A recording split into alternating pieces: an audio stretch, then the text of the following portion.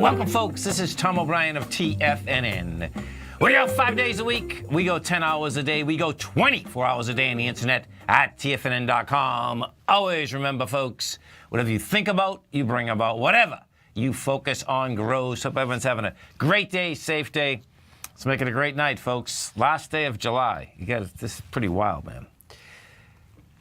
Take a look at one of our 4 agreements. Be impeccable with your word. Release the need to be right. When you believe something, you assume you're right. You may even destroy relationships in order to defend your position. Let go of the need to defend your position. Market-wise, let's take a look at it out here. We have the Dow Industrials closed up $60 at 21,891.12. That's an all-time high. NASDAQ down 26. S&P's down 2. Gold contract up $1, 12.7630 an ounce. Silver up 13 cents. $16.82 an ounce. Platinum up $4 at $9.40 an ounce. Copper up a penny and a half, almost 2 pennies. $2.89 a pound. That's really had a run. We've gone from $2.35 to $2.89. Looks like it wants to run into the $3 level. Oil up 54 cents, $50.25 a barrel. That thing's going after its higher swing point, which is in the 52, 53 area. Bonds, 10-year note down 2 ticks, 125.28. 30-year bond off 4 ticks, 153.02. Now, both notes and bonds, folks, they came down hard last Tuesday. They repaired some of that damage Wednesday, Thursday, and Friday. It looks to me like we are going to try to test that low from last Tuesday, and I expect it to hold, by the way. This is going to be all about window dressing the next 3 or 4 days here. King dollar. King dollar gets smashed once again, down 424 ticks, trading 92.690. King dollar just can't catch a bid, folks. That's the bottom line. Now, we definitely have divergence, folks, between where King dollar actually is versus where the gold contract is. You know, the bottom line is that when you get King dollar going down almost a half a penny and gold's flat, it's like, okay, what does that mean? Well, we're going to see what that means. What my expectation is that we're actually going to have good old King dollar is going to get some kind of a dead cat bounce. It tried twice last week, failed both times. It didn't even try it today. Today it just went south all the way. The euro is trading at 118 and a quarter to the U.S. dollar. The yen is at 110 and a quarter to the U.S. dollar. Our phone number is 877-927-6648. Give us a call, folks. Want to know what's going on in your world. In the world of the S&Ps, let's take a look at it. What do you have? Okay, so our cash S&P is at 2472.77. Your high is 12 points higher. I expect what we're going to see in the next couple of days, folks, is that this S&P, the cash S&P, is going to go for that high, which is the 2484. Dow Industrials closed at an all-time high today. What did happen was really intriguing. They sold it down basically $30 right at 2 minutes of 4. We had the Dow Industrials have a high out here today of 21,929. Bottom line, they just sold it down. They actually sold it down 40 points right at the close. Still closed at all-time highs, though. NDX 100, different animal. So NDX 100 got to a high out here today of 59.32.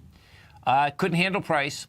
Closed it to 58.80. I do expect you're going to see that make another run. I don't expect we're going to get to the high. I expect it's going to make a run, though, up and at least try to test today's high, maybe even get as high as 59.39. The composite, same type of setup inside the composite. What you have with the composite is this. The composite right now got to a high today of 63.96.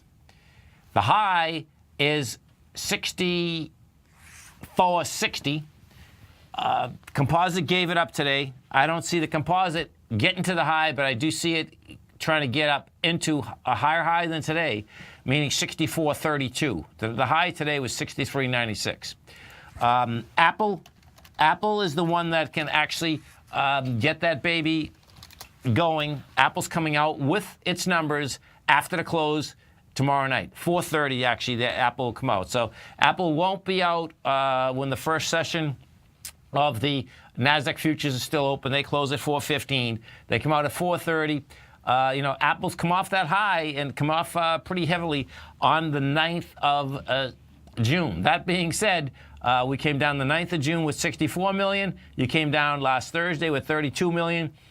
This was testing this out here today with 19 million. So the top of the consolidation is probably game for Apple, meaning that you're at 148, 155 could be game for Apple.